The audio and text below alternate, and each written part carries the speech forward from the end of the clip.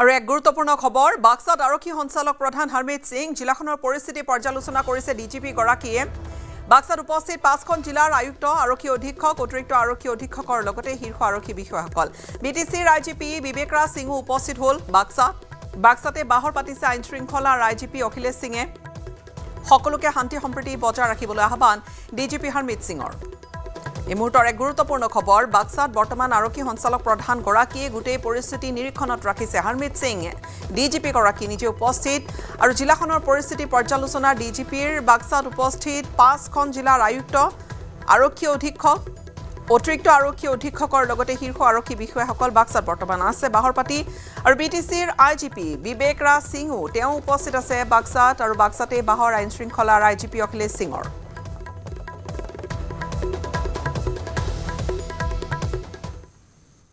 বাক্সাত চেপা উত্তেজনা এতিয়াও অব্যাহত বাক্সা জিলা কাৰাগাৰৰ সন্মুখত এতিয়াও অব্যাহত সেই এক চেপা উত্তেজনাৰ পৰিৱেশ হিংসাত্মক পৰিস্থিতিৰ বাবে সমগ্ৰ নিকাশী অঞ্চলত বিৰাজ কৰিছে এটা পৰিৱেশে ঘটনাৰ পিছতে জিলাখনত কৰ্তন কৰি থোৱা হৈছে ইণ্টাৰনেট সেৱা সমগ্ৰ জিলাখনত বিএনএছএছৰ অধীনত জাৰি কৰা হৈছে 163 ধাৰা ইফালে হিংসাত্মক ঘটনাৰ লগত জড়িত 13 জনৰো অধিক লোকক আটক কৰি সোধাপোছা অব্যাহত ৰাখিছে বাক্সা আৰক্ষীয়ে উত্তেজনাময় পৰিস্থিতিৰ পিছতেই জিলাখনত আইন শৃংখলা পৰিস্থিতি তদাৰক কৰিছিল শীৰ্ষ আৰক্ষী বিষয়াই জিলাখনত উপস্থিত হৈছে শীৰ্ষ আৰক্ষীৰ দল জিলা কাৰাগাৰৰ সন্মুখত মোতায়েন কৰা হৈছে ৰেপিড একশ্যন ফ'ৰ্চ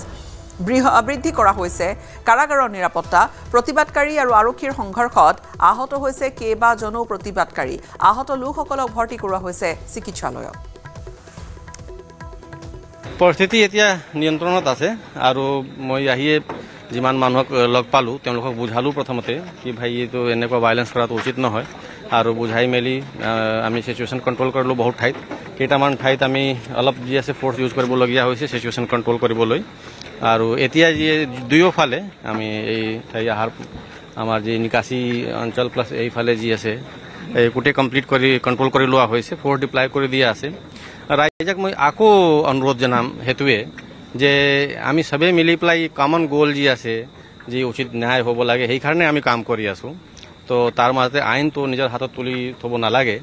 আৰু যাৰ কাৰণে যথেষ্ট চবৰে অসুবিধা হয় বহুতখিনি পেচেণ্ট অহা যোৱা কৰোঁতে মানে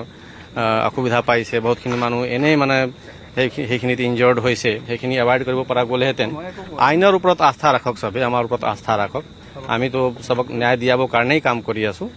তো আৰু এতিয়া বৰ্তমান যি আছে চিটুৱেশ্যন আমি কমপ্লিটলি কণ্ট্ৰলত আনিছোঁ আৰু গাড়ী অহা যোৱা যি আছে ৰাস্তা খোলা আছে অহা যোৱা আৰু আৰক্ষীৰ কিমান লোক ঘাইল হৈছে এতিয়ালৈকে আমি চিটুৱেশ্যন কণ্ট্ৰল কৰোঁতে আছিলোঁ প্ৰথম আমাৰ এজনী মহিলা কনষ্টেবল আৰম্ভণিতে ইনজৰ্ড হৈছিল আৰু বাকীখিনি বহুতখিনি আমাৰ গাড়ী তেনেকুৱা ডেমেজ হৈছে কেইটামান গাড়ী জ্বলাই দিয়া হৈছে মোৰ নিজৰো গাড়ী ডেমেজ হৈছে অহাৰ লগে লগে তো সেইখিনিতো হৈছে আৰু এতিয়া মানে ডকুমেণ্টেশ্যন কামটো এতিয়া কৰা হ'ব প্ৰথম আমাৰ লক্ষ্য আছিলে আমাৰ ৰাইজৰ কাৰণে আমি চিটুৱেশ্যনটো কণ্ট্ৰল কৰি দিওঁ যেনে সাধাৰণ সামান্য ৰাইজ যি আছে তেওঁলোকে শান্তিৰে ইয়াত থাকিব পাৰে সেইটো এতিয়া আমি কৰি ল'লোঁ এতিয়া বাকীখিনি এতিয়া কৰা হ'ব কাৰণ কিমান কি ইঞ্জৰি হৈছে সেইখিনিতো তদন্ত কৰা হ'ব কেলে ইমান ভাইলেণ্ট চিটুৱেশ্যনটো তেনেকুৱাতো কৰিব নালাগিছিল আৰু যিহেতু গভৰ্ণমেণ্ট প্ৰপাৰ্টি ডেমেজ কৰা আইন হাতত তুলি লোৱা আৰক্ষীৰ ওপৰত আক্ৰমণ কৰা আৰু এইটো আইনৰ যি প্ৰক্ৰিয়া আছে সেইটো বাধা দিয়া এইটো ভাল হোৱা নাই তো এইটো তদন্তত ওলাব কি হৈছে পৰিস্থিতি এতিয়া আমাৰ কমপ্লিটলি আণ্ডাৰ কণ্ট্ৰল হৈ আছে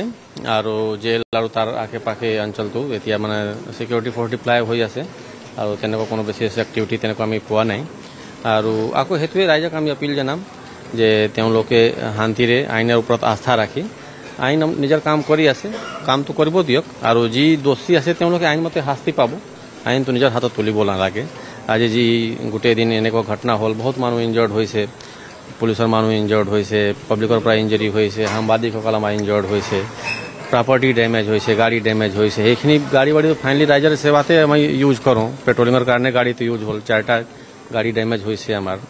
তো সেইখিনি আকৌ নহয় তেনেকুৱা ৰাইজক আমি অনুৰোধ জনালোঁ আৰু ছিকিউৰিটিৰ তৰফৰ পৰা যিখিনি ব্যৱস্থা কৰিবলগীয়া আছে এক্সট্ৰা ফ'ৰ্চ মোতায়েন কৰাৰ পৰা আৰম্ভ কৰি চব কৰা আছে তো ভৱিষ্যত তেনেকুৱা আৰু ঘটনা তেনেকুৱা নহয় আমি সেইখিনি এৰেঞ্জমেণ্ট কৰি থৈছোঁ গাড়ীৰ পৰা নামাৰ লগে লগে ইমান পাথৰ মাৰিলে গাড়ীটো মোৰ ডেমেজেই হ'ল মোৰো ইঞ্জৰিটো খেৰ হৈছে আমাৰ লগত যিমান মানুহ আছিলে চবৰে ইঞ্জৰি হৈছে তো সেইকাৰণে মানে ৰাইজক আহ্বান জনালোঁ যে এনেকুৱা ৰাস্তা নলৈ আইনৰ ওপৰত আস্থা ৰাখি যি ক'বলগীয়া আছে আইনৰ ব্যৱস্থা আছেতো সেইমতে চবেই আগবাঢ়ক তাতে লাঠি চালনা হৈছিল তাৰপিছত মানুহবিলাক খেদিলে তাৰমানে গলি চালনা কৰিলে আমি পলালোঁ তাৰপিছতে এই হ'ল মোৰ বোমা দিছিল নেকি তাতে লাগিল বোমাটো লাগিল বহুত মানুহৰে আঘাত হৈছে মোটামুটি 10-15জন হ'লে মানে তোমাৰ ভৰিত কি গুলি লাগিছিল নেকি গলি নহয় এইটো কিবা বোমা কয় এটা সৰু বোমা এটা তাৰমানে ওচৰত দুলিয়াই দিয়ে যে গেছ বোমা লাগিছে তাৰমানে এটা দুলিয়াই দিছিল লাগিছে আঘাত পালোঁ মানে কিমান মান সময় সেই সময়খিনি আছিল তোমাৰ সময়খিনি মোটামুটি 4টা আগতে তাহোন লাঠি চালনা কৰিছে তাৰপিছতে আমি আমাৰ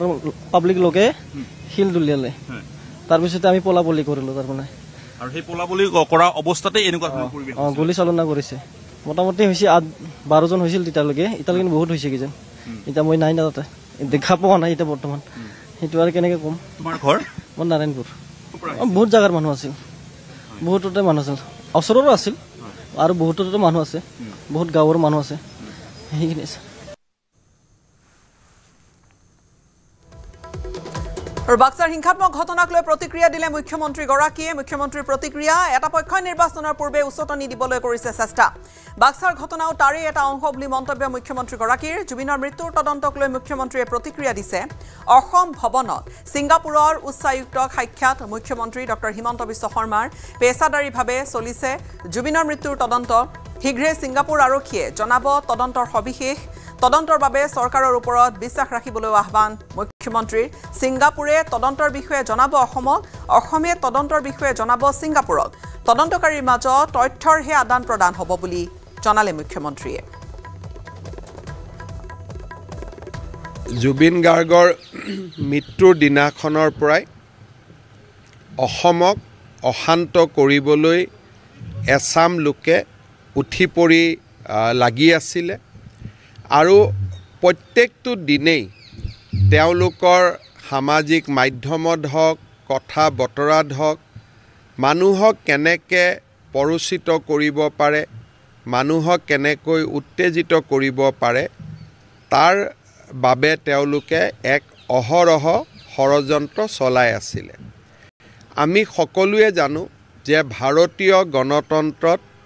ন্যায় প্ৰদান কৰাৰ অধিকাৰ কেৱল মাত্ৰ আদালতৰ আছে আৰু আদালতত এটা শক্তিশালী গোচৰ লৈ যোৱাৰ দায়িত্ব পুলিচ প্ৰশাসনৰ পুলিচ প্ৰশাসনে বা SITয়ে সকলো ফালৰ পৰা বিভিন্ন প্ৰমাণ মানুহৰ লগত কথা বতৰা বিভিন্নজনক জেৰা বিভিন্নজনক গ্ৰেপ্তাৰৰ জৰিয়তে জুবিন গাৰ্গৰ মৃত্যুৰ সমগ্ৰ ঘটনাটোক বা তাৰ ষড়যন্ত্ৰ হওক বা মৃত্যু হওক হত্যা হওক গোটেই বিষয়টোক আদালতৰ সন্মুখলৈ লৈ আহিবৰ বাবে অহৰহ প্ৰচেষ্টা চলাইছে আৰু আমি নিশ্চিত যে নিৰ্ধাৰিত সময়তকৈ বহু আগতে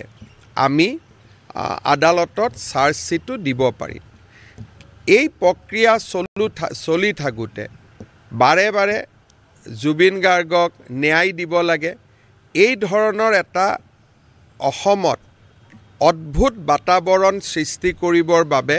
এছাম লোকে অহৰহ প্ৰচেষ্টা কৰিছে আৰু এনে প্ৰচেষ্টাই অসমক মাত্ৰ পিছুৱাই লৈ যাব পাৰিব ই অসমক কেতিয়াও আগুৱাই লৈ যাব নোৱাৰে যোৱা 5টা বছৰত আমাৰ ৰাজ্যখনলৈ যি বিকাশ আহিছে শান্তি আহিছে প্ৰগতি আহিছে সেই পৰিৱেশক মখিমূৰ কৰি কেৱল মাত্ৰ ৰাজনৈতিকভাৱে কিছু লোকে নিজৰ অভিসন্ধি পূৰণ কৰাৰ বাবে ৰাজ্যত যি এক ভয়ানক পৰিৱেশ সৃষ্টি কৰিব খুজিছে সি সঁচাকৈ গৰিহণাযোগ্য আজি বাস্কাৰ কাৰাগাৰৰ সন্মুখত যি ঘটনা ঘটিছে সি সঁচাকৈয়ে অত্যন্ত দুখজনক আৰু আমি সকলোৱে অত্যন্ত মনো কষ্ট পাইছোঁ কাৰণ অসমৰ দৰে এখন সভ্য দেশত বা ভাৰতৰ দৰে এখন সভ্য দেশত ন্যায় প্ৰদানৰ প্ৰক্ৰিয়া সম্পূৰ্ণ কৰাৰ বাবে আদালতৰ ওপৰত আমি সদায় আমাৰ বিশ্বাস ৰাখিবই লাগিব মহাত্মা গান্ধীৰ মৃত্যুৰ পিছতো ন্যায়ৰ প্ৰক্ৰিয়া হৈছিলে আৰু নাথুৰাম গডছেক শাস্তি দিবলৈও তেতিয়াও ন্যায়ালয়ে এবছৰৰ পৰা 2 বছৰ সময় লৈছিলে ৰাজীৱ গান্ধীৰ মৃত্যুৱে হওক ইন্দিৰা গান্ধীৰ মৃত্যুৱে হওক প্ৰত্যেকটো ঘটনাৰ শাস্তি ন্যায়িক প্ৰক্ৰিয়াৰ মাজেৰে হৈছিলে আজি ৰাজনৈতিক দলসমূহে ৰাইজক সাধাৰণ ৰাইজক যি সঁচাই জুবিনক প্ৰাণ ভৰি ভাল পায় জুবিনক প্ৰাণৰ শিল্পী জুবিনক আপোন বুলি ভাবে আমাৰ দৰে অসংখ্য যি জুবিনৰ অনুৰাগী তেওঁলোকক উত্তেজিত কৰাৰ বাবে যি প্ৰচেষ্টা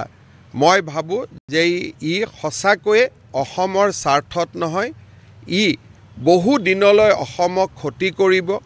CA আন্দোলনে যেনেকৈ অসমক বহু দিনলৈ ক্ষতি কৰিছিল এই ব্যৱস্থাটোৱে অসমক বহু দিনলৈ ক্ষতি কৰিব মই ৰাইজক আহ্বান জনাম যে যাৰ ৰাজনৈতিক উদ্দেশ্য আছে তেওঁলোকক ৰাজনীতি কৰিব দিয়ক